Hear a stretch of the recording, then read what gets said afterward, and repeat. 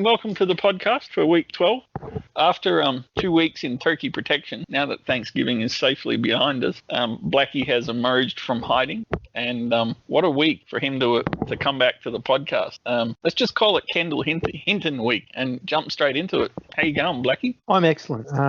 Good. You would have greatly enjoyed the unique exposition of quarterbacking skills that your team displayed, together with an equally impressive performance from Taysom Hill, who probably earned about 27 million times what Kendall Hinton did for that game. Yeah, it was probably the high point of fast that this season's quickly becoming. We got more games tomorrow morning, so Thursday morning our time. I think things will probably get worse before they get better. What, you're going to track it? You're going to go get Jamarcus next week? No, I was thinking Tebow. But I mean, mate, if you want to know how much faster it was, we inquired about one of our coaches suiting up. Assistant coach, but yes. I didn't think Fangio was going to be sitting behind centre. Well, that'd be one way to stop the sack. What did you think, quarterback whisperer, Mr. Shui? Welcome to the podcast. What did you think of that outstanding display of quarterbacking between the Saints and Mr. Hinton? What was it? He was 1 of 9, was he? You can't really blame him, but let's be honest, the game shouldn't have gone ahead. They delay bloody Steelers Ravens for 4 or 5 days, and might as well delayed that one as well, I reckon. Really, that's all you've got to say about that game? I would have thought you were wrapped up in the excellence that was the outstanding display of passing skills. As much as I like seeing Denver lose and struggle, even me, I have to say that was just really unfair. I don't feel sorry for them, but it was unfair. How can you not feel sorry but still whinge about unfairness? If you don't feel sorry for them, let them suffer. Because we've won Super Bowls in the last 30 years, so there's plenty of teams. Also cheated to win Super Bowls as well. Moving right along, Brash, what did you think of that outstanding display by the Denver team of managing to get all 4 of their quarterbacks on the list? And I don't mean the list of passers. Well, I'm trying to understand what's fair and equitable about some teams, being bent over backwards to have games moved around. And quite frankly, what Denver should have done was probably had about 35 players test positive or put on the COVID list so they couldn't field a team, then they would have delayed it. So they've punished teams for doing the right thing when it's all said and done, right? So those teams that have let it extend further, like we went through this, the 49ers went through this 3 weeks ago, same thing where we didn't have 3/4 of our offense on the field, and it made that game farcical. And it was just, it just was ridiculous. I thought I turned it on to just see a slow motion car crash, to be honest with you. But after a while, I just felt sorry for Denver, and I just thought it was just so unfair that you couldn't delay that game, given what they've done for everyone else. But then again, it is the post boys, New Orleans Saints, who, they've always been a favourite with the front office. So I actually feel sorry for the teams that are competing with the Saints for a playoff spot. They're the ones who feel genuinely slighted by this. I know, and I would say a couple of weeks ago, the Packers as well, getting a leg up against in a game where they're playing a drastically reduced roster or opposition who can't even field that anything that even looks like a competitive team. It's so close in the NFC that there are teams in and with the way the NFC West is going, it's critical to try and win the NFC South if you want to go to the playoffs. So I feel really bad for Tampa Bay. I feel bad for Carolina that have they're playing a team that they're playing up against a team that's been gifted a game. You only get 16 of them. It's not baseball that you got 156 of these things. You got 16 games, and to gift one like that is just a joke. I think you're forgetting the unique statistical opportunities that game presents us all. We can genuinely enjoy a quarterback who played the entire game. No one else took a snap at quarterback, but had more interceptions than completions and was outscored in fantasy points by the tight end, the kicker, the punter, and every defensive tackle and defensive end on the Broncos.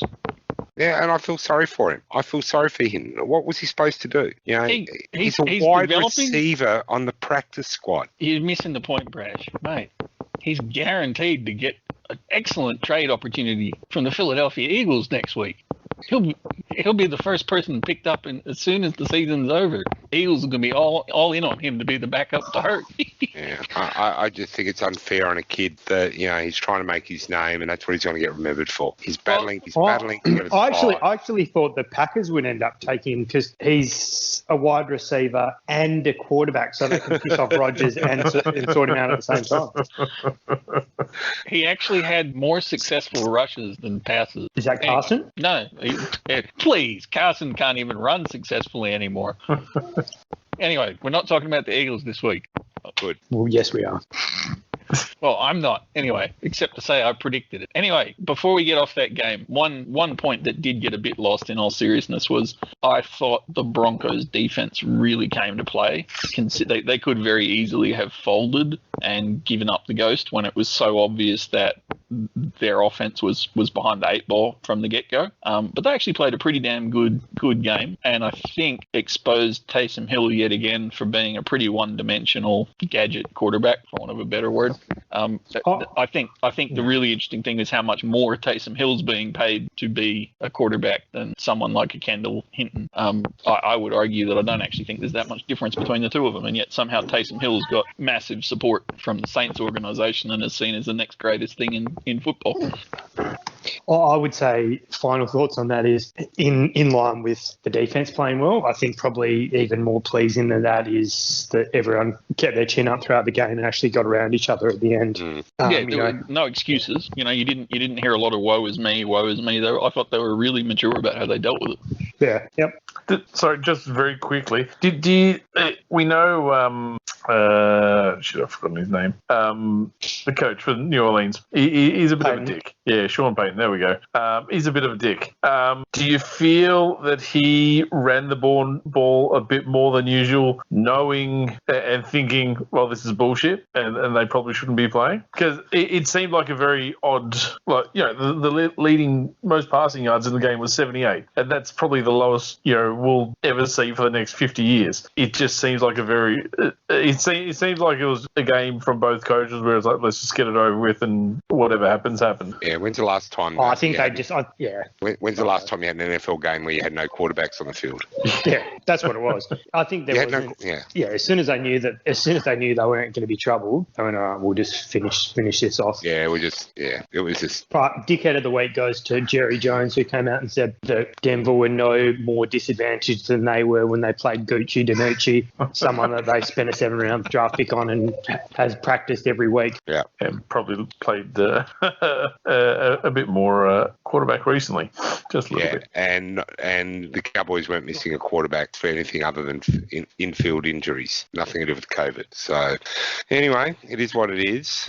So the games tomorrow, what week are they related to? Week 12 or 13? Week 12 still. The one that just came. Oh, okay, so that's why I can't pick up this kicker. I was going to explain to you the rules as your commissioner of your fantasy league, but I thought it was much better for you to join. I don't know how much I can listen to you, mate, because you let quarterbacks play flex, so I'm not sure that really matters, mate. You run a bush league, so it is what it is. I don't know about bush league because we are winning it by quite. Well, Tyreek Hill took it personally what you did to us last week and came out and went berserk, didn't he? Put it beyond all doubt. Yeah, I enjoyed that. It was against Jesus too. I know. It was very impressive. Mm. And the Bonnie Rottens choked. Had a chance, stay up to speed with us, but choked. How many more rounds we got? Must be close. There's 2 weeks of playoffs, so 15 and 16. So we must have 2 left after this one. Yeah, cool. We might have a Super Bowl in BFFL, depending on how COVID goes, and the score could be like 17-6 or something like that. It's actually been remarkably competitive this year. We've got there's only really been one team that's completely shit, which is not Bonnie done very. Rottens. No. They've done all right. You've got a number of teams that are 8-3, and it's going to be really quite competitive for the last 2 or 3 playoff spots. Anyway, let's not talk fantasy. Let's get back to the real games. Yep. Well, actually, let's talk fantasy because it was a bit of a fantasy that Matt Patricia was going to survive, and as predicted, he got the arse on Thanksgiving Friday, or was it Thanksgiving Saturday, or whatever. Surprising that he lasted as long as he did, and is it even more surprising that Romeo Crennel is turning the Texans into a mini powerhouse at the end of the year? What do you think, Fu? Yeah, no, it's... Hang on, let me get that again. Yeah, nah. Okay, good. So what do you think, Fu? I don't know. Yes, it was quite surprising that he lasted this long. I was hoping he'd last another few years. So it's a bit disappointing, but yeah, look, it was time. It was time probably a few weeks ago, but it is what it is. And is it Romeo or is it Deshaun? I don't know. Watson is a good quarterback. He's taking him along. They know their stuff, but I think they're playing a bit more freely at the moment and can still cause a few upsets over the next few weeks. I'm very disappointed that you didn't mention the fact that it's Will Fuller's last game as a Texan. And what was the other bloke that got done for the nose juice or whatever it was that they were? I didn't know there was another one, to be honest. I heard about Fuller. I'm glad we didn't trade for him now.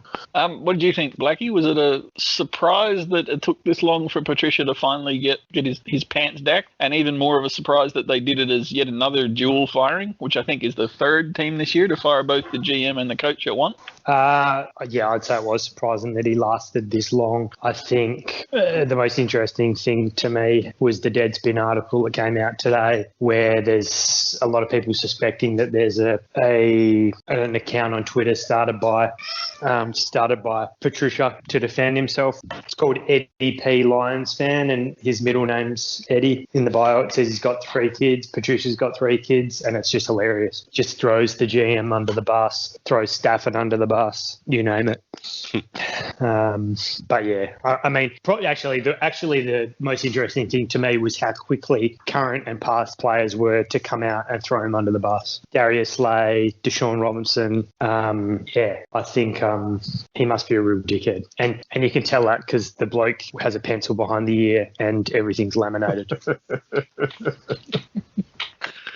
Brasher, no doubt you were impressed with Patricia's defensive coaching expertise. It was a case of not if but when. I'm surprised at timing. I'm surprised that it just go to the end of the year as it was. And what they think they're going to do, turn it around in the last 4 weeks. Yeah, but 2 weeks ago they were favourites to get into the playoffs. You know, really that's how quick it turned around from potentially getting into the postseason. 2 really bad losses. The shutout, and then to be frank, whether they were on drugs or not, the Texans weren't really that impressive. But they made Stafford look amateur, really.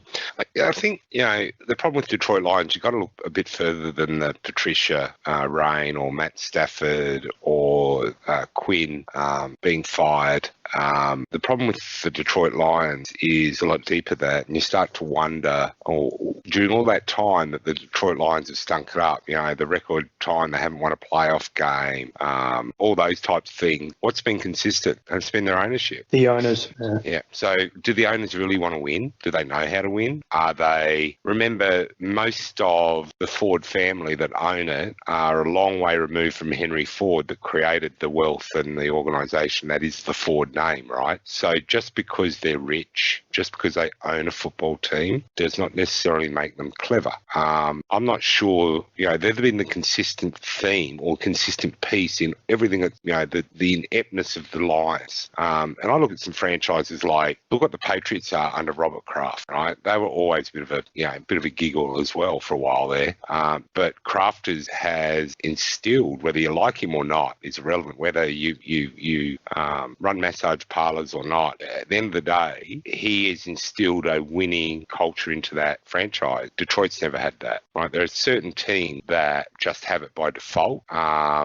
And I can't remember the last time Detroit really had it. They had that little flash in the pan year under Schwartz where they were competitive and they won a lot of games early, but faded down the stretch. But when's the last time genuinely they were a powerhouse? And it's not the division they played in or anything else. They can still be. You can still have multiple good teams in one division. Mm-hmm. It's not like the Packers and the Bears and the Vikings are beating up on them every week because they're just better. They've they've got every opportunity to get better like those teams do. Yeah, and certainly Patricia was supposed to bring the so-called Patriots defensive. Well, that's never approach. worked. You know my view on that. I did ask that once online, and there were examples of people that have left the Patriots and gone on to bigger and better things. But by and large, it seems to me the more high profile the individual that moves, the less likely they are to succeed. Yeah, see Josh McDaniel, see Bill O'Brien, see Matt Patricia, And I mean, for me, the other thing, and I did raise this maybe 4 or 5 weeks ago when we were talking about the Titans and how well Vrabel's coaching them. Vrabel was shortlisted. It was the choice between Patricia and Vrabel when the Lions were going for their coach choice, and they went with Patricia, of course, who was close mates with Quinn from when they were That's all both. you need to know. That's all you need to know. How could you possibly, as an outsider from us, 15,000 kilometres away, pick Patricia over Vrabel? Oh, at the time, I think Patricia was certainly the favoured candidate in the media and so forth. But the reality I can't is see that, why. Oh, because Vrabel had only been out of playing for 2 years. I don't think anybody expected him to be quite as successful. I don't think they were talking about him being. He was a linebacker coach for that. Wasn't he the linebacker coach in Houston? He did a few years before he went to the Titans. What I don't get is, are they not interviewing these guys? Like, I know. I've watched that guy in a press conference and been like, this guy's a muppet. All his players hate him. Are they not speaking to people? Why would you do like an actual aptitude test? Why would you actually talk to someone that played for him? I worked with him for 10 years and he's my mate, so I know he can coach. I mean, we like to pay out on the AFL and the professionalism, but Jesus Christ, they make some of these NFL teams look incredibly amateur hour with the way the NFL guys go about picking their key people, whether it's the football ops or the GMs or the coaches. It's all about being mates and mates, not about, and hence why Eric Bieniemy still doesn't have a damn job as a head coach, even though he's clearly an outstanding coach and a real motivator of people. All his players love him, It will be a minimum. And Jim Harbaugh got the arse. Yeah. It'll be a minimum of 29 years before the Lions win a playoff game. To me, that's the part that I find most bizarre, because I look at, and we talked about it last week in Blackie's absence, because we're allowed to talk about running backs when Blackie's not around. They actually have some, DeAndre Swift is damn good running back. They've got some decent talent there on the offense, but which running back do they go? Which running back do they go to? Bloody Adrian fucking Peterson. Oh, now he's a legendary player. Swift's had concussion past 2 weeks. Yeah, he's been out for a couple of weeks, but even when he was, that's probably good. But even when he was there, when he was fit and playing, they were giving the ball to Peterson more than they were giving it to Swift or Jonathan Williams or J.K. Dobbin. They've still got Kerryon Johnson as well. Yeah, and they're not using them, and that's just bizarre for a team that's in that developmental stage. Why you would go with, and I'm not having to go at Adrian Peterson's greatness, parenting or other issues. But the bottom line is, if you're really about developing your team, surely you give the ball more to your guys that are younger. And they just don't seem to be able to take advantage of the weapons that they do have. Hawkinson's one of the better tight ends in the league for his age. He is, but at the same time, you bring a defensive guru in and you select a tight end or whatever it was, 7, and there was plenty of good defensive players taken afterwards. To me, that falls in the case of what's the identity? Either they don't have a plan, or B, they just thought Patricia would come in and make a bunch of plebs a really good defense, and it's blown up in their face, or they didn't have a strategy. Yeah, and I think that's a big part of it, and that starts at the top around the identity of your franchise, of any organisation. It starts at the top, right? Otherwise, don't have a top. If you leave it to the plebs on the ground to create the identity, then you don't need a leader. The organisational structure of a franchise is there is an owner, and they get to pick and choose what they want to do. My personal view is defensive coordinators should not be head coaches. The perfect mix is have an offensive head coach and a really gun defensive coordinator on your side. I think I'll probably fall on my face on this one, but Bill, probably the only one that is Pete Carroll, I suppose, but he gets away with it because he's got a quarterback who does his own thing anyway, right? He doesn't really scheme an offense in any case. The one time he did decide to stick his nose into the offensive playbook and call a play, they chose to pass instead of run on a goal line in the Super Bowl. Here's the irony. The Detroit Lions would be leading the NFC East. Probably They- by they- heaps more because they would have played NFC East teams quite a bit. Probably by more. Exactly. They would have played more, rather than playing the Packers and the Bears and the Vikings twice. They probably would have might have a winning record. You know, I But think- right now they'd be leading the division. I think you're also, in your analysis of their defensive record, Blackie, I think you're missing a really important point. And I am disappointed that Fui, who's the master of the draft analysis, that he didn't pick it up either and call you on it. Patricia clearly had a strategy for his defensive rookies because he drafted a player this year, Jonathan Penisi, as a defensive tackle. And Jonathan managed to wrap up his 10th tackle for the year in this game that was Patricia's last game. So they clearly do have a strategy for their defense, which is to pick by the surname. All right, I've been working on that joke all week. And the Violet Crumble joke I liked got it. laughed. Yeah, anyway, I'm on mute. it was the Patricia dickhead thing I was trying to build on. Anyway, we'll just leave that alone. That was miserable failure, that one. Yeah. Moving right along from the sacking game to the game that I thought for sure was going to be a celebration of the 8th best division in football. And actually, much to my surprise, I was super impressed with how good the Washington defense is. Brash, am I the only one that thinks Chase Young is going to be a 10-year beast in this league? No, I don't think you're the only one. I think if you said the opposite, you'd be the only one. He's a gun. He is everything that coming out of Is he college better than he was Bosa? supposed to be. Well, he's fit. Well, he's playing. That helps. If he gets Defensive Rookie of the Year, he'd be in the same conversation. Bosa was lucky that he played for a good team. Was normally in front, so he could tee up and rush, rather than be grinding out wins. I think he's probably as good. Different types of players. I think Bosa is more of a pure technician, whereas Chase is just a pants on fire, wild ass out there on the defensive end. He's a good player, mate. I'm not looking forward to facing him this week. He's as athletically incredible as anybody I can remember on a defensive front for the last 5 years at least. Probably going back to Garrett.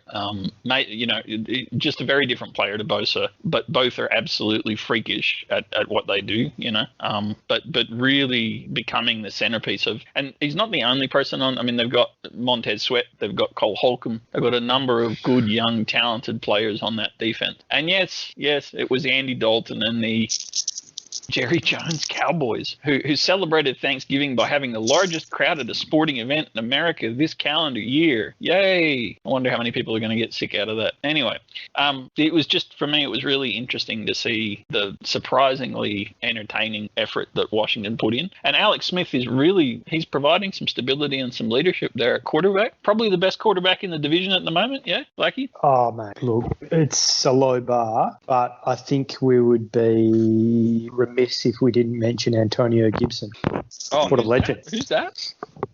Is he a wide receiver or a running back? I think he had 33 carries in college. He nearly had that many against In one game. the Cowboys. Oh, No, he no. was just the Cowboys. He had 33 carries total in his college career. Philly, I don't know if you watched this game or not. Should I just ignore you? You probably should for this one, yes. All right, we'll ask you about the Chargers-Bills then. You would have watched, because I know you're a quarterback obsessive, and you got a chance to see Josh Allen up against Justin Herbert, probably the best young quarterback matchup of the week. Exciting game. Hang on a second. Yeah, it was... Here's a tip. Cole Beasley threw just as many touchdown passes as Josh Allen. I am just familiarising myself with the game again, yes. Yeah, look, it was... The Chargers are they're building, but they're definitely not there yet. I was expecting maybe a bigger win, but I don't think the Bills played their best game either.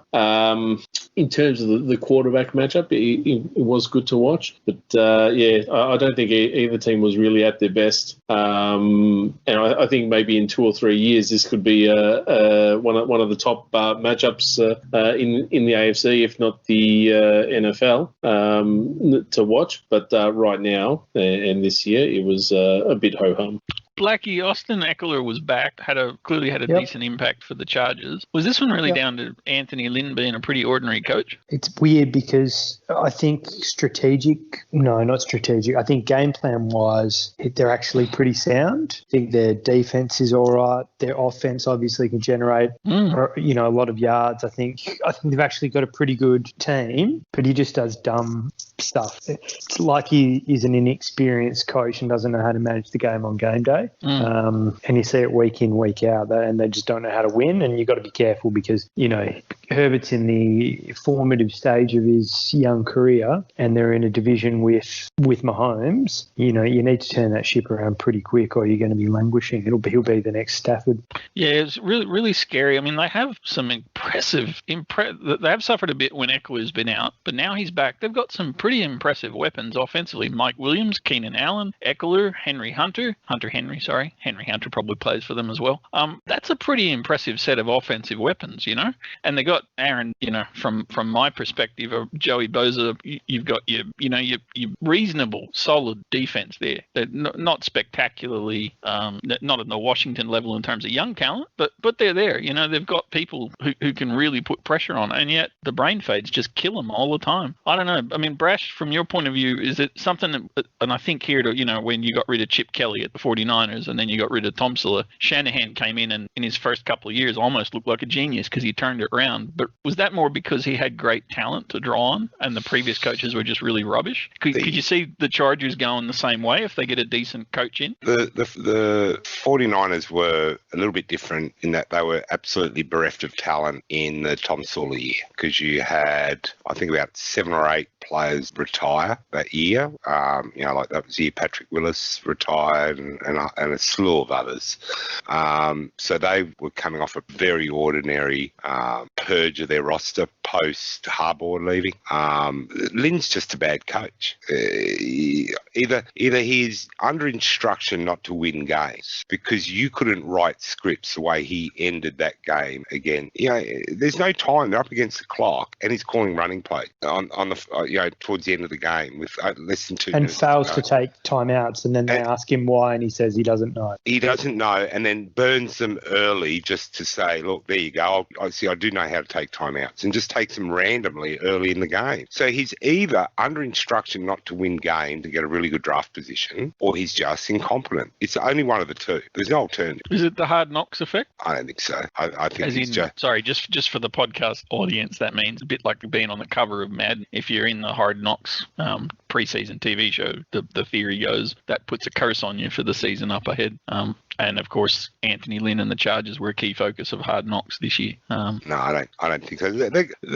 For me, the Broncos, the Chargers are perennial underachievers. Oh God, yeah. Right, Hello, perennial underachievers. They've been, they had, when they had LT and Rivers in his prime, they had a pretty nasty Antonio Gate. They had a pretty nasty defensive line. They had Junior Sau in there, and they still couldn't get over the line. One year they had the number one defense, the number one offense, and they didn't make playoffs. Because their special teams was 32 out of 32. Yeah. And to be fair, in those years that you're talking about, guys, it's not like they were playing against a Mahomes-led Kansas City that was awesome. Their division was average. They had a good team each year as well as them, but they didn't have 4 good teams in their division. They've always just sort of they teased you, right? You'll have the Packers rise and fall. The Raiders rise and fall and get to a Super Bowl. You'll have the Broncos rise and fall and get to a Super Bowl. The Chiefs rise and fall and get to a Super Bowl. And San Diego needed Stan Humphries as their quarterback 30 years ago to get to a Super Bowl. So I don't know what they've done since then. They just, post Super Bowl they were not very good. But they got so much talent. They're just a mismanaged team. And again, you start to look at this. You could very easily call them the Detroit Lions of the AFC. I was just about to say the exact same thing for the reason that they fired a coach who actually did pretty well in Wisenhunt. I think he might have even taken to a championship game. They pied him off and they were never the same again. Yep. And in many respects, that's what the Lions did with Caldwell. I think Patricia won as many games in 3 years as he did in 1 year. Yep. And who's that on? That's the owner. Yeah, totally. That's totally on ownership. That's on, and that's owners not telling players to pull their heads in when they start whinging if they don't like the way it's going. or causing division between, I like the idea of the GM goes as the head coach goes, right? Because I've always been confused with how this preponderance in American sport that you're asked to coach a football team, but then can be totally overruled or out of the loop on the recruitment of the players that come into your team, right? So it's almost like you're standing on the sideline and saying, you're not rushing the passer enough. I must go get defensive ends for you. But hang on, I need a wide receiver, right? Or the joke that we keep, the running joke all year, right? The Packers GM is standing there in the stand and looks down on the sideline and go, you know what, that Aaron Rodgers looks a bit long in the tooth. I don't think he needs a wide receiver at all. I think it's time to get rid of him. I've always not understood that disconnect between what goes on the field and the player personnel management that goes on, particularly in American football. And I think, so I don't mind that they go together, the GM, because I think you need them to be working as one unit anyway. But this gets back to owners. Like, what are you picking? What's your selection criteria for a winning coach? Like, I don't mind you losing because you make a bad decision every now and again. I don't mind you losing because you've got a crap roster or your players make a mistake. But this is professional sport. $200 million worth of footballer you got out there, or $150 million, whatever it is, of footballers out there not performing at the elite level most of the time is unacceptable. Certainly for the money that there's invested in the league. You can, it's not like every other week someone's doing like what the poor old Broncos had to do and roll out a kid off the practice squad to play wide receiver, right? They're starting quite, you've got all season to find your quarterbacks. You've got all season to assemble your roster and your playbook, and they should be fine-tuned and forming well. If they're not, then you're picking the wrong people. You know what, Fui, I'm looking to you for the insight here, mate. You know what really scares me about this? Who had the most passing attempts this week in the league? I'm going to say it's Mr. Herbert with 52, I think it was. 52. Yeah. You want to know who the other members of the top five are? Patrick Mahomes with 49, Mitchell Trubisky with 46, Kirk Cousins with 45, and Carson Wentz with 45. They're putting Justin Herbert, who is behind Mahomes, easily the most talented of that group. They're putting him on pace. He throws 50 pass attempts for, let's pretend he only does it for 14 weeks. His arm's going to freaking fall off. They were doing the same to Burrows. It's lucky he didn't start every game. But they were doing exactly the same thing to Burrows. It's almost like, well, here's our quarterback, showcase, face of the franchise, sell jersey. That's sometimes I think more important at the moment to these guys. It's just a bizarre approach. I'm just continually stunned when I see these 49 and 50 passes every week, and it's normal now. That being said, if he was only completing 40 to 50% of his passes, I'd say it'd be ridiculous, but he's doing pretty well. Right, I'm not faulting the individual here. I didn't blame Burrows for what he was doing, and Herbert's going to be a star. He's a long-term giblet, that boy. But it just stuns me these days. And you're losing, and it's not like you're 21 points down in the first quarter, right? Maybe the throwing 50 times a game is not the winning formula. That's why I think there's legitimately teams this year who have mailed it in and don't care if they win more than any other year. I just think it's really scary when they're taking a kid in his first year who's already progressed massively faster and far better than anybody ever expected him to out of college. Joe Burrow had number one pick, had lots of expectations on him. Justin Herbert was way under the radar. He's had a brilliant season. Okay, so let's just throw his arm off until it falls off, If you're talking about a career, all right, total highest number of attempted passes in the league this year in the first 12 weeks, Tom Brady and Matt Ryan. Fine. If you've been in the league as long as those two have, and you want to have a coaching strategy that says you throw 45, 50 passes a week, that's fine. They're at the end of their careers. But these young kids that are just coming out, that are playing in the first year in teams that aren't going to make the playoffs, Jesus Christ. Anyway, it drives me nuts. It's like the concussion issue. It's almost deliberate malfeasance. Yeah, I'm a little bit different. I don't care whether it's a vet or a rookie. I just think that there's just way too much. But then they're only playing to the rules that are presented, right? Oh God, yeah. It used to be, I forget who said it, but when you throw the ball, 4 things can happen and 3 of them are bad, right? Now it's the other way, right? Now it's like throw the ball and 4 things can happen, 3 of them are good, because you're more likely to get a pass interference and catch it half the time. So, although I did notice on the weekend they sort of eased up on that. There was some pretty blatant, there was some blatant pass interference that were just let go, and it didn't really matter which team it was either. But it is what it is. So I'll wrap that discussion up on quarterbacks generally by just leaving you with one more stat, which for me brings it all home. And I appreciate there's been coaching turnover and they're all different teams. You know, if you're Matt Ryan and you throw into the wideouts that he's got, or you're Tom Brady and you're throwing to that constructed roster in Tampa Bay that's clearly been constructed to receive passes from him, fair enough, you're probably going to throw the ball a bit more than if you had beast mode running for you in his prime. But I mentioned or a guy that nearly won the running back title in Fournette, you mean? Yeah.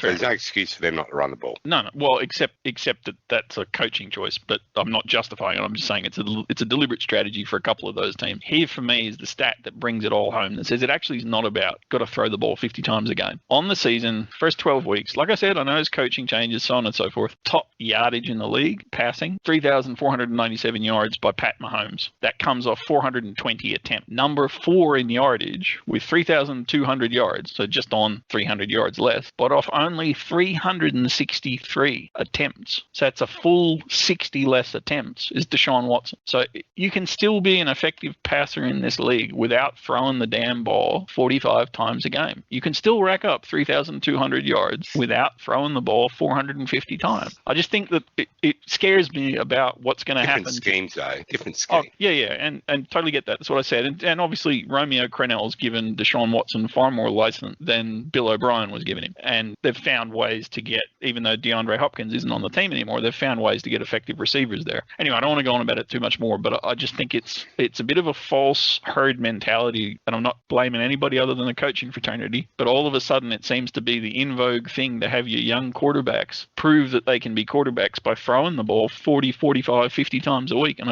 I'm worried about that because I don't think it's a good thing for the health of the quarterback. Anyway, off my soapbox, moving on to you, Blackie. Patriots had a win over Brash's favourite team, the Cardinals. Is Cam Newton really better than Kyler Murray, or did the Patriots just get him on a bad week? Well, this has probably stuck out to me, I think, as the most pointless win across the league of any team. And I thought that was the Broncos when they beat the Dolphins in the previous round. I thought, you're winning a meaningless game and pissing away draft capital, especially for the Patriots who need a quarterback. You know, there's going to be a few of them in the upcoming draft. I just didn't understand why they won this game. They did. Kyler Murray looked pretty ordinary. I mean, to me, this was a bit of a tea-towel game, to be honest. I think the highlight for me was Isaiah Simmons seems to be coming into his own, which I'm really, really excited about. Still a big fan of his. I think he had 5 or 6 tackles and a sack. They're finally starting to use him well. But other than that, yeah, not much to like from my perspective. Philly, as the resident quarterback whisperer, you know that we started the podcast talking about that exceptional display of superlative quarterback talent that was on show between the Saints and the Broncos. In the Giants-Bengals game, we finished with Brandon Allen up against Colt McCoy. Who's the worst quarterback out of those two? Sorry, I was finishing my chocolate. Brandon Allen or Colt McCoy? Look, I think you have to say Colt McCoy is probably worse because he's been in the league longer technically. I guess Brandon Allen hasn't really been given much or any opportunity to really play. He could be a superstar in the making for all we know, but we just haven't seen it. So that's a remarkably soft and pathetic attitude.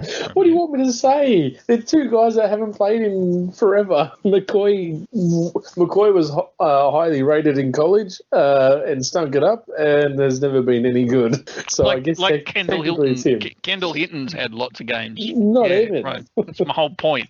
It may as well have been called round 12. Come watch a whole bunch of brand new quarterbacks that have never touched the football before.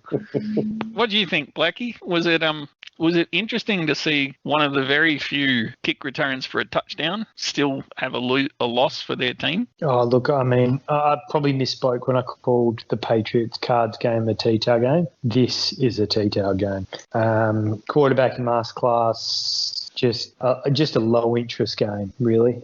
Nothing much more needs to be said. I think I'll be giving the NFC East a wide berth over the next few weeks, as I think all 4 teams are now playing backup grade quarterbacks as their starters. Yep. Colt McCoy will take the Giants to the playoffs.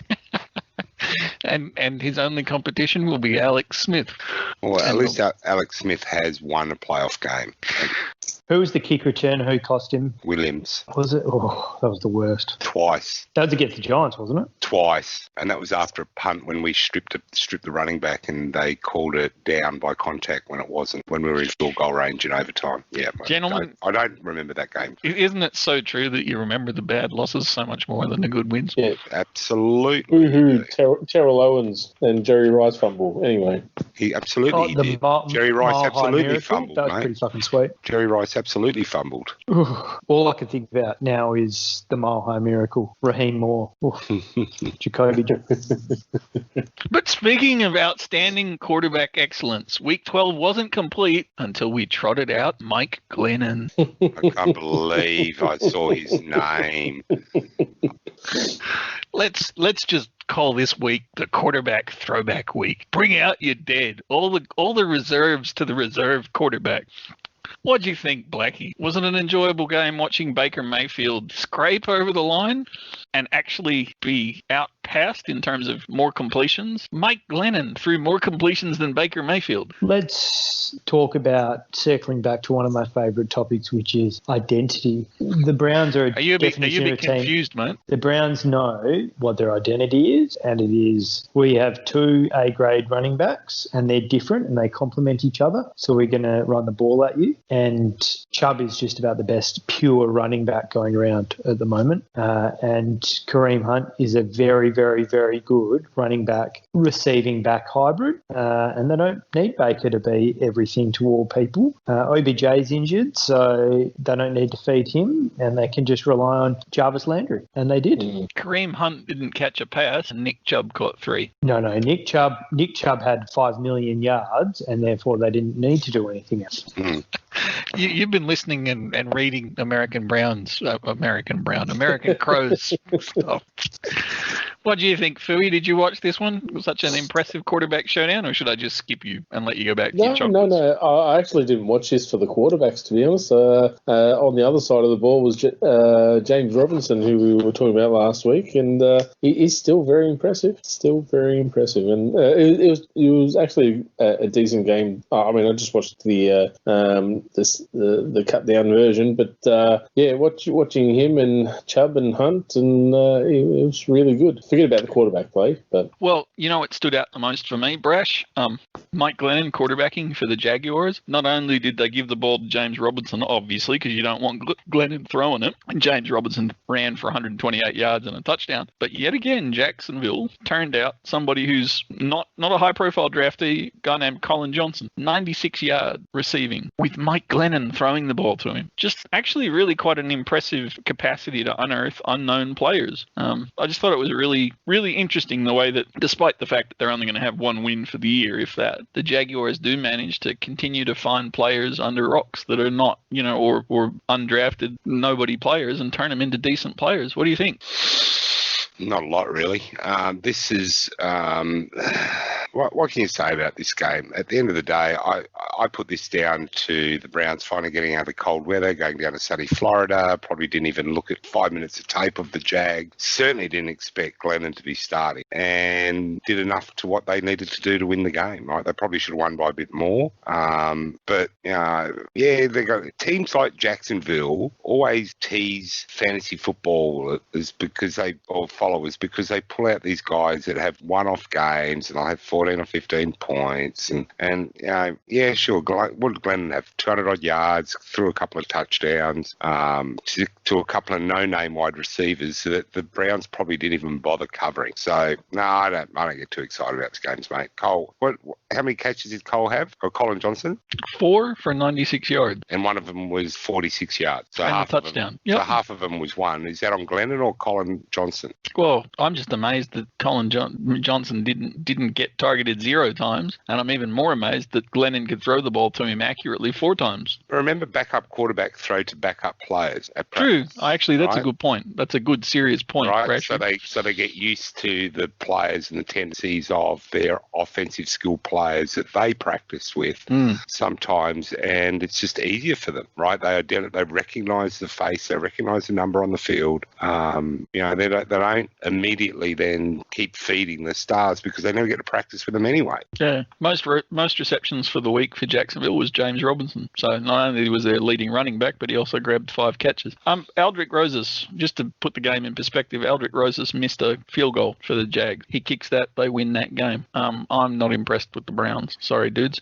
But one thing I will give both the Browns and the Jaguars credit, which we'll talk about in a little while with another game from a certain team. Very average quarterbacks, not a super hyped game. No interceptions by either quarterback and only 1 fumble in the game. So there was only 1 turnover in the whole game. So for all the criticisms of both teams, they protected the ball, and that's becoming a bit of a lost art. Hello, Dolphins and the Jets. We saw. Why are we talking about these stinker games? Well, we have to talk about what will become Adam Gase's almost last game. No, we keep saying that every week. That theme's pretty well run its course, mate. He's not going anywhere, mate. He's Donald Trump, mate. He doesn't care what the American people have said. He's staying. Okay, all right. Well, we'll just move right along then. I don't know. Has anyone got anything? Like, do we want to talk about the fact that Donald absolutely stunk it up again? That was what I was going to in the week of the crappy quarterbacks. Donald has almost joined Wentz in the regression state. He was outplayed comprehensively by Ryan Fitzpatrick, and a really solid performance from the Dolphins team. 2 interceptions, no touchdowns from Donald, and I thought he looked a lot worse than.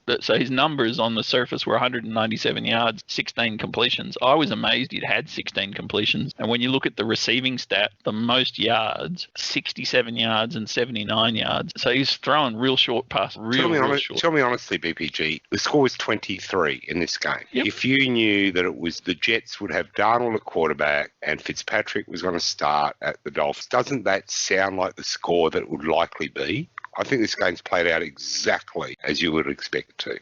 I don't know that I would have expected Donald to be as bad, and that's really all I wanted to talk about. He's gone, mate. He's shot. But the other thing that we're neglecting to talk about is the celebration of the punter of the year, Braden Mann from the New York Jets. So not only are we're trying to avoid a shitty game, you're going to talk about the punter as well. Okay, good. I've been saying for weeks, you guys just don't understand that when Chris Johnson said that Adam Gase is an outstanding genius as an offensive coach, you blokes just didn't understand how true it was, because he's turning the punter into the position on the offensive side of the ball. Another magnificent game from Braden Mann, and that's all I'm going to say about that one. Well, he's getting plenty of chance. Practice makes perfect, doesn't it? I like Blackie's line that Gase is a damn fine defensive coach, but we won't repeat that one. All right, Blackie, surprise game of the week. Matt Ryan trashed the shit out of Derek Carr. He made Derek Carr I think it was like... Deion Jones. Really? Did Ryan even have 200 yards? Running or passing? Ryan would have 200 yards running in his career. To be fair, Blackie knows what he's talking about. 39 attempts by Matt Ryan for a meager 185 yards. That's pretty ordinary. That's an appalling 22 completions for 185 yards. God damn it. They're breeze-like. Who got all the sack? It was unknown players, wasn't it? From memory. I remember reading and going, who the hell's this guy? John Kaminsky. Yep. Taylor Davison. Jalen Hawkins. So to get a sack in this game, you had to have at least 3 N's in your name. Yeah. Stephen Means, who at least is reasonably known, and I reckon there were a couple of Falcons players who got sacks while I was sitting on the bench. It was just a shit show from the Raiders. I mean, I don't know what they did. They just didn't show up. You know, they got to the point where they had to trot out in this week 12 of quarterback excellence. Guess who made an appearance? Nathan Peterman. Oh, that's right. Oh, God. What an outstanding game. I just don't understand how the John Gruden-led Raiders... I mean, maybe was it just too cold for him? What the fuck? It was in Atlanta. Were they just scared? Anyway, we won't go there. All right, I know we've been bottling this one up. I don't normally let the turkeys talk about their own teams, but I'll make an exception with this one. Brash, you proud of your boys making really. Jared Goff look average? Well, we're in the twilight zone. We can't really... There's too many teams that stink way more than us at the moment. And besides, we've changed our name now. We are the Phoenix 49ers. the contactless practice. Fuck, we're not even allowed to play in our own ground. Fuck. What? Let's go over home. Let's welcome Washington to our home ground in Phoenix. And wasn't, according to American Crow, Arizona the hotbed of COVID? Yep. Yeah. So let's move there. Okay, good. At Trying least to your keep it out fans of will be California. safe. Apparently San Diego reached out pretty hard for us to go there. I think what they were trying to do was probably lock us up there and keep us there. I would not be totally adverse to the San Diego 49ers, to be honest with you. I would much rather go to San Diego for a holiday to watch the 49ers play than San Francisco or Santa Clara. Were they good? Defensively, they were. And it was good to see a little bit of the identity of last year, and no coincidence with some of those players that were critical last year coming back, like Mossad played. It was good to see famed Giblet Debo play well. Yeah, number one, our secret weapon that we got late in the draft. God, we're going to have a rough year on keepers this year. I was just looking at that before, by the way, Blackie, because we got Herbert. Not ideal. It's not ideal. Can we keep the whole team? We don't want to give anyone back except Rodgers, because we don't really Jared want Goff. we don't want Goff, and we don't want Rodgers because we don't really want a Jacksonville Jaguars quarterback. The 49ers are Jared Goff's kryptonite. It's as simple as that. Really? They know how to. They know. Jared Goff is Jared Goff's kryptonite. Thank you. Thank you. I like, No, but he's been, if you have a look at his record, it always surprises me when I look, Jared Goff's thrown for 4 touchdowns. How the hell did that happen? They schemed a good game. The 49ers managed to hobble together a team that played well, but there's still that continual, even when they're winning, they lose. With Mullins just regresses as the game goes, and if the 49ers do not do something drastic to fix that offensive line, they will go nowhere next year when they've run. Do you reckon they'll draft a QB, Brad? Sorry? Do you think they'll draft a quarterback in the first round? Well, people are now. There's a big. I don't think they're going to. 15. I don't. Yeah. Yeah, that's the issue, because I want Wilson. And I don't think he definitely won't be there. The No, BYU. Well, there's no way Pete Carroll's going to trade you, Wilson. It would be to get another BYU great quarterback would be awesome, but it's not going to happen. We're not going to be anywhere near close enough. If you want someone like Steve Young, surely Trey Lance is more like him. Trey Lance may be there. Who knows? Who knows what they do? But then the big issue for the 49ers will be how most of this $80 million that's on IR comes back. You got our three best players on most important positions. You got Bosa, Kittle, and Garoppolo missing amongst a billion others. The next week, I think they're almost there, but the problems I've got, there's a big enough body of work with Mullins at quarterback this year to suggest that Garoppolo's not the problem, because Mullins getting beaten up. Like Donald nearly took that game all over by himself, and the 49ers in the first matchup this year absolutely schemed Donald out of the game with Garoppolo at quarterback. Mullins had no answer, and we were lucky. They were lucky that they strung a few passes together, and it was really Debo that carried offensively at the end of the day. So it's the offensive line, Blackie, that worries me, and the interior of the line is just like McGlinchey is very much coming. Is borderline bust at the moment. The word on him is that over COVID he's lost over 20 kilos because he just hasn't been training. I don't know what he thinks he's going to be, a tight end or something. I don't know. But he was drafted as a right tackle, and he needs to play right tackle. He's getting pushed around. They've got to fix the offensive line, and I'm willing to go Garoppolo another year unless, who knows what Shanahan does with his quarterbacks, right? He's pretty stubborn when it comes to this stuff. But if there's a quarterback that he really likes and is in reach, then he will, right? But I know that's a wishy-washy answer, but I don't think they're actively looking for another one like some of the fan base want to do. Speaking of wishy-washy answers, Fui, what did you think of this game? What are you trying to say? Nothing, apparently. Answer the question. Answer the damn question. What did I think of this game?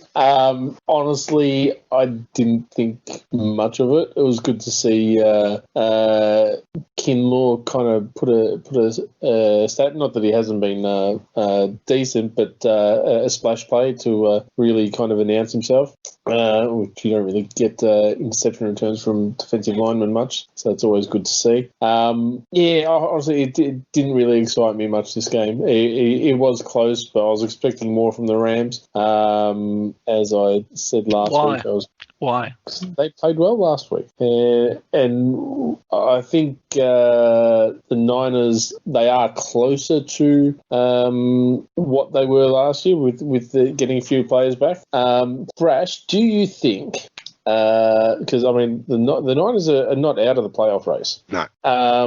Do you think Shanahan is too much of an ego to lay down? Do you think he's? Because I think he is, and I think he'll still be fighting for the playoffs for the next couple of weeks at least. 49ers have put in two shit. Like all you want from any sporting team you follow is for them to have a go, right, and give their best. 2 games this year stuck out in my mind that they didn't have a go. One was against the Dolphins, and the other one was against the Packers, where they just didn't have any. You know, they made Fitzpatrick look like an absolute all-pro that day by putting a rookie off the practice squad cornerback in that just got hosed play after play after play. And at that time, I thought they're tanking. You just can't keep this kid out there and getting burnt every single pass like that. And then the Packers game where they just looked like they were just outmanned, and they just knew it doesn't matter how hard the defense tried to stop Rodgers. He's having as good a year as he's ever had. They knew their offense was going to do nothing because they had nobody on the field to catch the ball. It was as simple as that. I think they'll play hard all the way in. There are a lot of free agents on that team that are playing for careers as well, right? There's the two biggest splashes. What's his name? Kilda, the defensive end. It's now had 6 odd sacks. Ex-Detroit Lion player, and Givens are free agents, right? One's an undrafted rookie. Those guys are playing for contracts, so they're going to put in every week.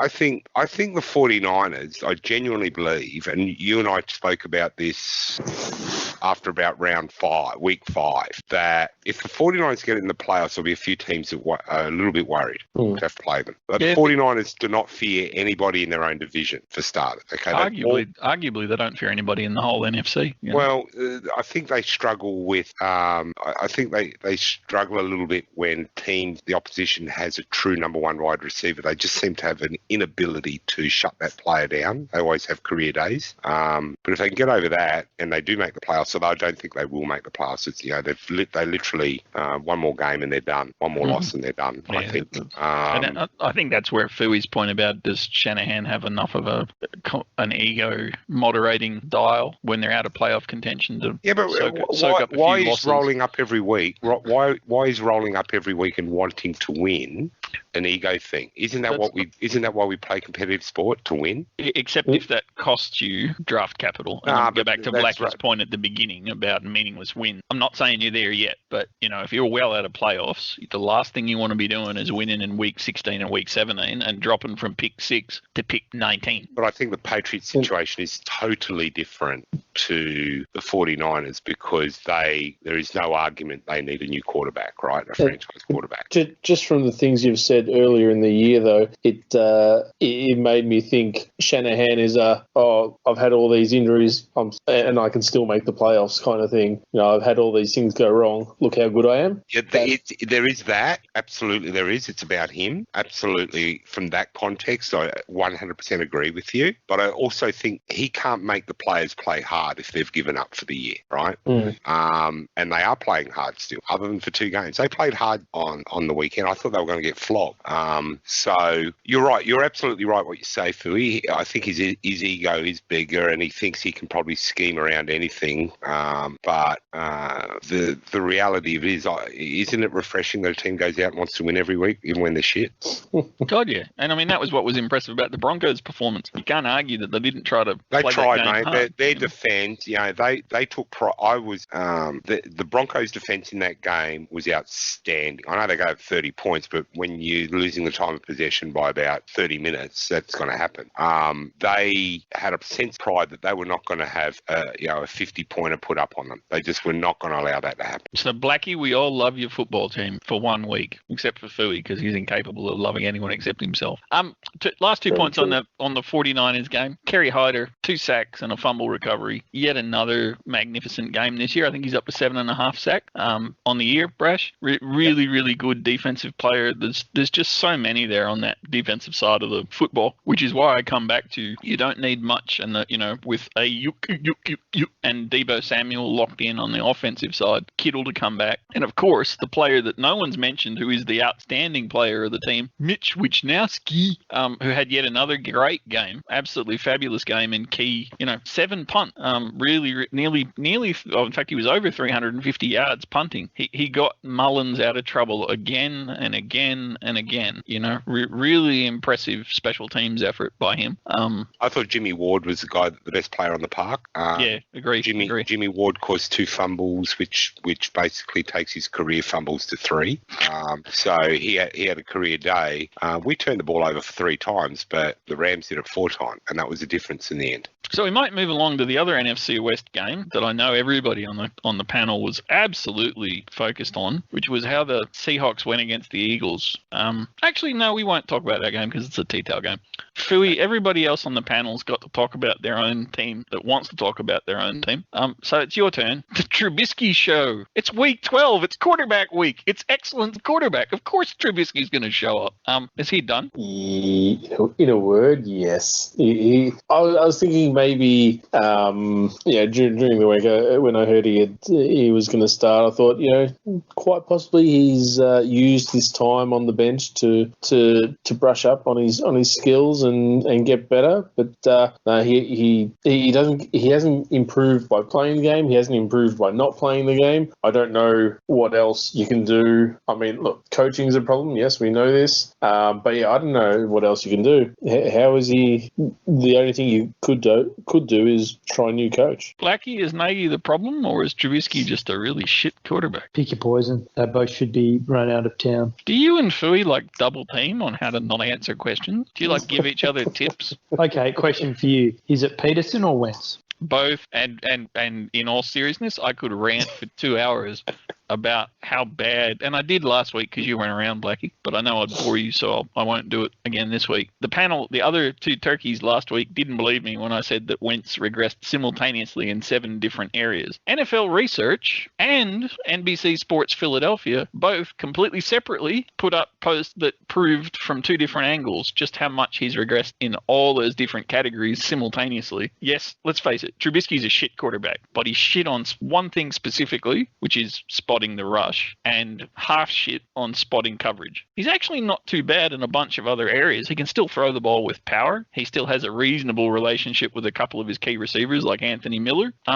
He's only regressed in 2 areas. Wentz gone backwards simultaneously from an all-pro level. He's gone backwards in every single area. Fumbles, interceptions, sack. Anyway, we won't talk about it anymore. At the same time, Peterson has become an incredibly impressive joke of a coach. How do you not kick the field goal? Anyway, I've had enough. I don't want to talk about my team. I don't want to talk about team's game. The one thing I will say is that the Bears arguably should get rid of Trubisky, Nagy, and Ryan Pace all at once, to pick up on Brash's point earlier about collective responsibility. And the Philadelphia Eagles should do exactly the same damn thing. Howie Roseman, Peterson, and Wentz all out the door at once. But here's the difference. They just trade with each other. Oh, fuck, don't make me think about that shit.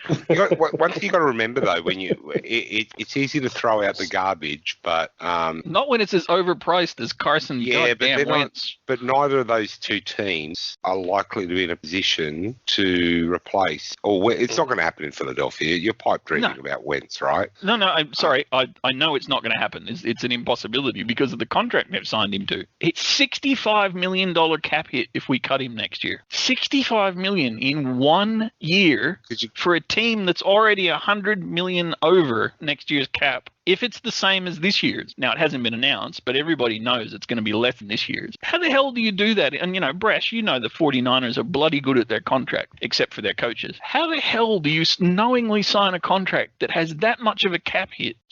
It's I don't understand the economics of why you would do it. Somebody fell in love with him, obviously in the front office, and to create a contract that is so ironclad, one way to the player. That's a contract as bad as what the NBA signed with the Spirit of St. Louis basketball team owners.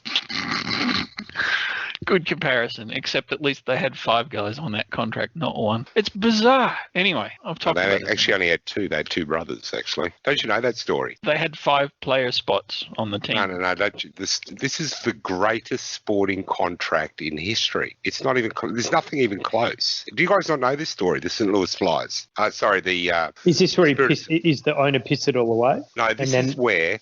So in the 2 years back in the 70s, when they had the rival to the NBA, they had the American Basketball Association, the ABA, and they started with about 12 teams, but after 2 years, half of them were going bankrupt, and they said we will merge the WBA teams into the NBA. So that's where teams, if you have a look at the history, teams like the New York Nets, the Denver Nuggets, are all WBA teams born in the 70s. For some reason, the NBA shunned the Spirit of St. Louis. So what the owners said, 2 brothers said, well, if we want a share of the TV rights in the NBA, so as compensation for not being in the league. And back in the 70s, there was no such thing as cable. There was no such thing as mega TV deals. So the NBA, to shut these 2 brothers up who were whinging that their team wasn't going to be part of the NBA, said, okay, we'll sign it. At point of writing, they've made $250 million off this contract for doing sweet FA. So every year, the NBA sends these 2 brothers a check for a share of the royalties of the television contract. And the beauty of it, the thing that makes it different to Bobby Bonilla Day in baseball, where Bobby Bonilla gets, what is it, $1.5 million or whatever it is on July the 30-something. Something like that, yeah. Correct me if I'm wrong, Brash, but this doesn't have an end date, does it? No, it is forever. So as long as the NBA has a television contract, this contract they must pay. It's a 1/7 share. 1/7 share of the 4 former ABA teams, which Brash listed, that went in.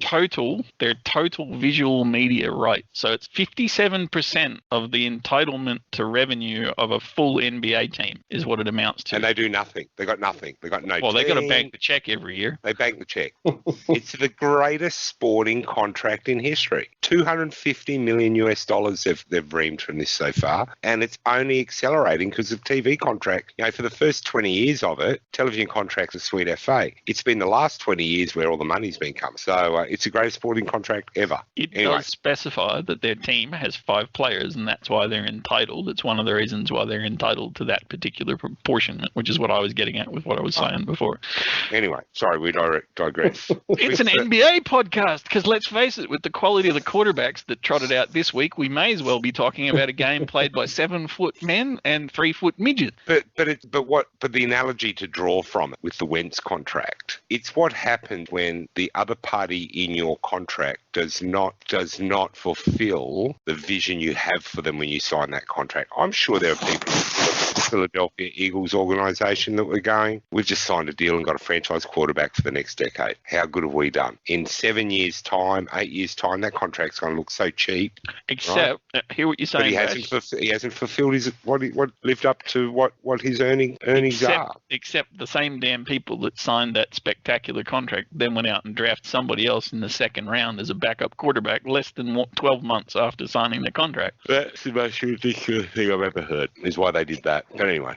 Brash is sounding tired, so we're going to pick the pace up a bit. We'll turn to the superstar game of the week. We've talked about we haven't really talked about Seahawks Eagles. Let's not talk about that at all.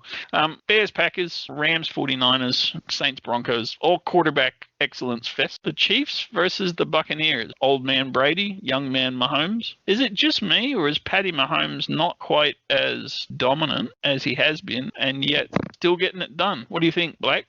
He looks pretty dominant to me. When you're onto a good thing, keep doing it, which is exactly what he did with Tyreek Hill, and just abuse them. I don't think many other quarterbacks could do that. I think also one of the most impressive things is that Travis Travis Kelce's about 400 yards receiving in front of the nearest tight end. It's ridiculous. And, they went out with a luxury pick and got Clyde Edwards-Helaire.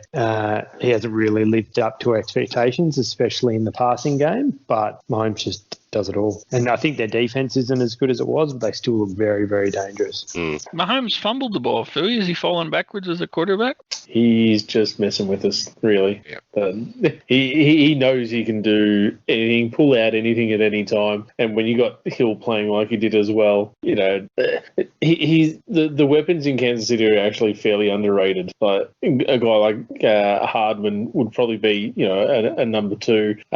Watkins is pretty good as well, even though I don't think his heart is really in it. He's always kind of in and out, whether he'll be playing. I think he's been like that for a couple of years. Demarcus Robinson, obviously they picked up Bell as well. Kelce is far and away the best tight end this year, as Blackie said. So any given week, one of those guys could have an absolute crazy game. So there's no way you can scheme against them.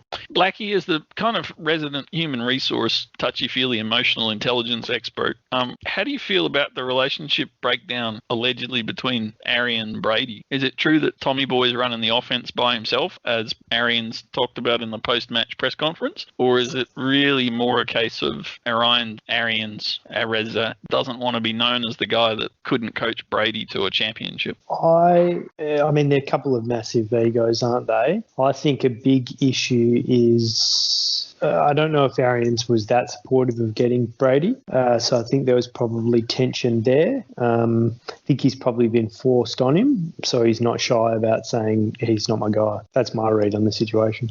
But yeah, it's been a sight to behold seeing him absolutely go after him, saying we're struggling because of bad quarterback play, not happy with the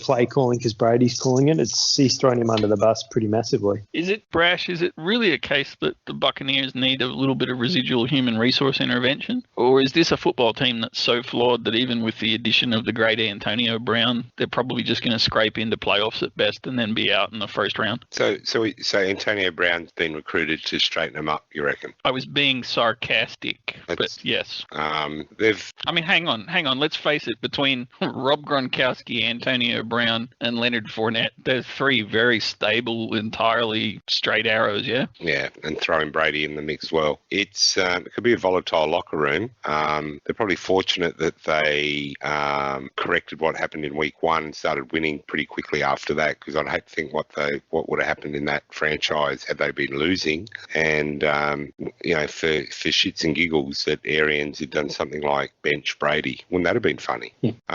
And there were certainly people early calling for that, right? In 2019, the Bucs had this awesome defense. In fact, because Winston was turning the ball over so many times and putting so much pressure on the defense, we probably didn't get to even, for even the layman that wasn't watching their game, even statistically, it didn't stick out because they were on the field so much. But their defense was awesome last year. So I guess the challenge is you've now gone and got 4 players that are certainly household names, if they're not necessarily great players still. You've made your bed, now you've got to lay in it, right? Do you think they're that good, or are you just thinking you're going to win on name recognition? You're not playing. Seriously, it was almost like the Bucs front office, when it came to offense, was just doing Pro Bowl voting. What happens for them next year? Gronk goes, Brady goes. They got to start again. Real short-term win-now strategy, and to be frank, I'm not convinced Brady's looking all that brilliant, and I'm not convinced it's on the coach. I think the coach has been deliberately antagonistic publicly because he wants to distance himself from Brady. But it's not often that you get a quarterback throw for 345 yards and you turn around and say that was a pretty shit game. And to be frank, that was a pretty shit game from Brady, I thought. It's such a fickle league, though. Like 4 weeks ago, people were calling them the best team in the NFC. I think they're missing Vita Vea more than you could possibly realise, because I think people forget they have one of the worst run days going around. They draft him, basically writes the ship. Yeah. Crazy. I think we're about done with the week's games. Noting that Ravens and Steelers still hasn't been played and probably won't be played until like next 27th of January. This week will never end. Knowing the NFL, they'll probably they'll give them a win each. I'm actually you missed a trick there, BPG. You could have asked Fui what his thoughts on the game were. We could have seen what the result would be.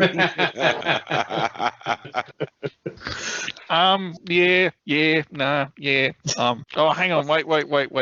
I got some real insight for you from the Fui bench. One team's going to score and the other team's going to score. Yeah. Now I am disappointed. Hang on, I just got to. He would just be like, "Oh, hang on, I've got to look it up." Oh, that's quite the hit that Antonio Brown had put on him. I am very disappointed in you as a panel. I know it's Thanksgiving and you're all hiding under the barn avoiding being turned into Thanksgiving dinner. But not one of you has decided you want to talk about the greatness, the absolute greatness that was the Violet Crumble game. The Vikings couldn't even beat themselves. There was one thing I wanted to say about that game. All right. Yeah, no. No, I was just... you can't reuse the Violet Crumble joke. You used it last week. No, not the Violet Crumble joke. It was Jeremy Chin scoring touchdowns on consecutive plays. Not taking out the kickoff, of course, but I thought that was well worth mentioning. There were more chins in a Chinese restaurant on the scoreboard. Jesus Christ. Did you two rehearse that joke before the podcast started? Please say yes. It was pretty impressive, though, one was special teams, though, yeah? One was defence, one was special team. His touchdown. Fui. No, I don't think it was. One was a fumble return. Yeah, and the other one, wasn't it a fumble on the kickoff or something, and he returned that? I had in my head that it was an interception, sorry. Oh, whatever it was. Who cares? Jesus Christ. He did well. Pretends he's done some research and then can't answer the most basic fucking question. Hasn't happened since 1946, though. It's the last time a defensive player scored 2 touchdown returns. Which is also the year that someone was being a worse quarterback than Carson Wentz, but we won't go there. You clearly never saw JT O'Sullivan quarterbacking for the 49ers. Just turn it over, Sullivan. Can I just say that it's appropriate that the last game of the week that we talk about in the round of quarterbacking excellence that shall forever be known as the benchmark, the high water benchmark of a week of quarterback excellence, Teddy Bridgewater against Kirk Cousins. Cousins didn't turn the ball over once. Bridgewater had 1 interception. They actually both managed the ball pretty damn well, and yet it was a shit show of a game. Is it because that both teams know they're not going to make the playoffs too? You know, the playoffs are those things that come after the regular season. Yeah, which my team will be playing in and yours won't. No, look, I think... sorry, I was about to answer that question, but you sidetracked. What was your question? Sorry, Sadie. Why was the Viking Panthers game so shit? It was actually because all the other players. No, it wasn't Cousins this time. I think, as you alluded to before, that the Vikings tried to lose, but then the Panthers tried to lose harder. I thought it was done when what's his name, Beebe, fumbled that ball, and I think the last few minutes was actually fairly good, but the rest of the game was pretty average. Thank you for that insightful analysis. I would have hoped that you would have at least mentioned that one of the flaws in the Vikings game plan was that Kirk Cousins ran for nearly a third of the yards that Dalvin Cook did.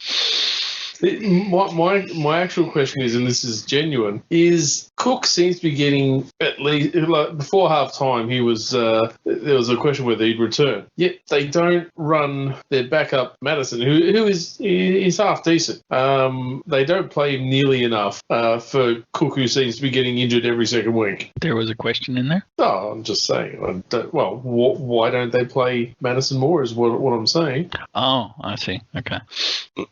Well, they did run Dalvin Cook 18 times, which is twice as much as the entire Philadelphia Eagles running backs. On that happy note, we're going to move along. For someone who doesn't like talking about Philadelphia, you seem to go back to them a lot. Yeah. Considering they're not even on the agenda, I can't see them on the run list sheet anywhere. I love the pain. On that happy note, we're going to move along to week 13.